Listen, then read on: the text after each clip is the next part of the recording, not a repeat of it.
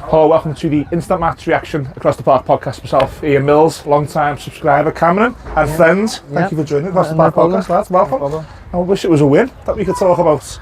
Definitely. Before we do talk about it, I want to say from the podcast, thank you so much to the 1878. That place has looked amazing for a long time.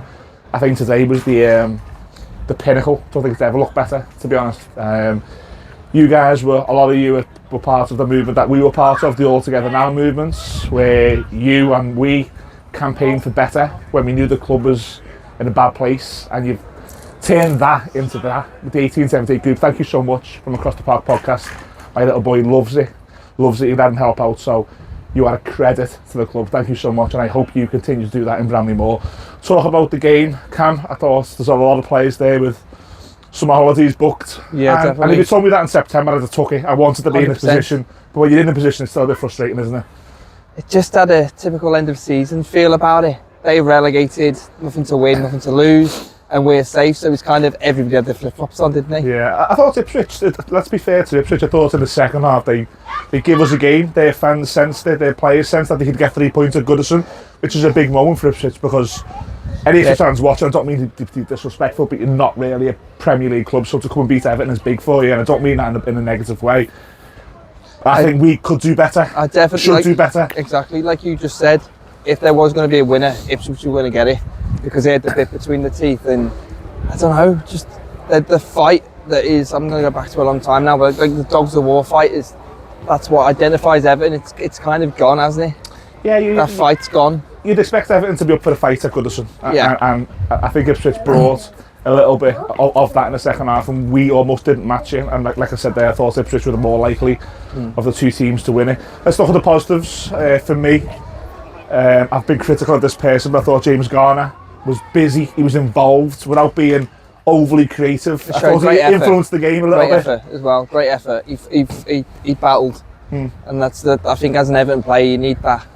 That's the basics you need. You've got to fight. We asked for the ball. He carried the ball. He tried to make things happen, and I want to see more of that from him, because when we signed him almost 2 years ago now, I think it was almost 2 years ago, maybe even 3. I was told that was who was signing, and I've not seen a lot of it. Where did we get him from? Forest? He was on loan at Forest from Manchester United, so I think it was the 22 season that we got him. So he's on his 3rd season now, really. So I hope he's put his foot down there and said, I'm going to have a good game today. I'm going to show the manager that he doesn't need another midfielder, because with the amount of outgoings and influx, we don't need to replace James Garner. We need him to step up. So I hope that does happen. Another player I do hope that we keep. I thought another good game today.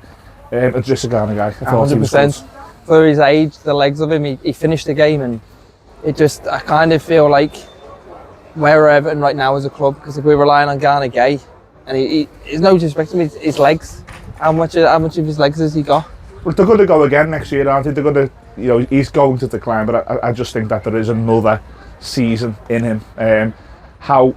How we negotiate that with somebody who's on a high wage and probably will get that high wage in a different country, how we negotiate that is key. I think we've got to be clever in that. Definitely. And I do think the freaking groups, despite these opinions, have got to come in, and they've got to say, well, maybe not paying the 35-year-old that level of money. See, I know a lot of fans probably say they haven't got a lot of good opinions of freaking groups. I've got a lot of positive output about the freakins, because it's a fresh start.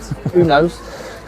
We are recording, not at Goodison Park, as you can notice. We're busy and people are walking past. So, look, another positive for me, I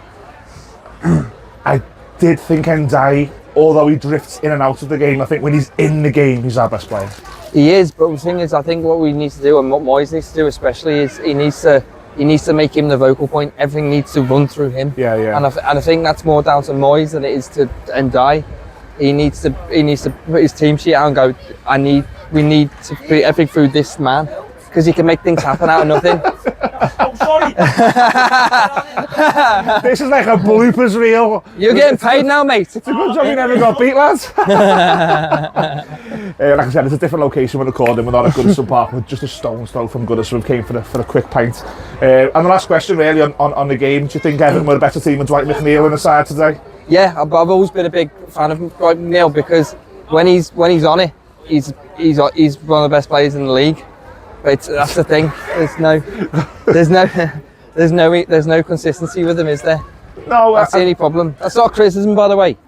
I think he put a bit of that together at the first half of the season, and the injury came at a bad time, but I thought he made a difference out there. 100%. I thought his set-piece delivery, his set ball delivery was good, albeit not excellent, but I think we're a more dangerous team. 100%. McNeil on the team. Look, like I said at the start, if you'd have told me in August I'd be having a pint after Ipswich, completely No safe, pressure. no pressure, Exactly. I'd have took it. 100%. So that's the bigger picture on the podcast. The short vision is we are frustrated with a 2-2 draw at home to Ipswich. The bigger picture is that we this is an absolute blooper. I'm not going here again.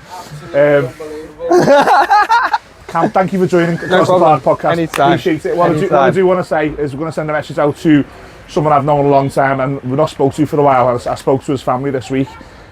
Robbie, we know you're going through an awful lot. You had big surgery this week. I spoke to the lads last night, all of our boys, and we all want to send you all of our love, Bob. Best recovery, mate. We know we all got to go through the fight of your life the next few months that you are going to win. All of the boys send you our love, Bob. And yes, this is me. I've just put lots of weight on. It is Mills. You haven't seen me for that long.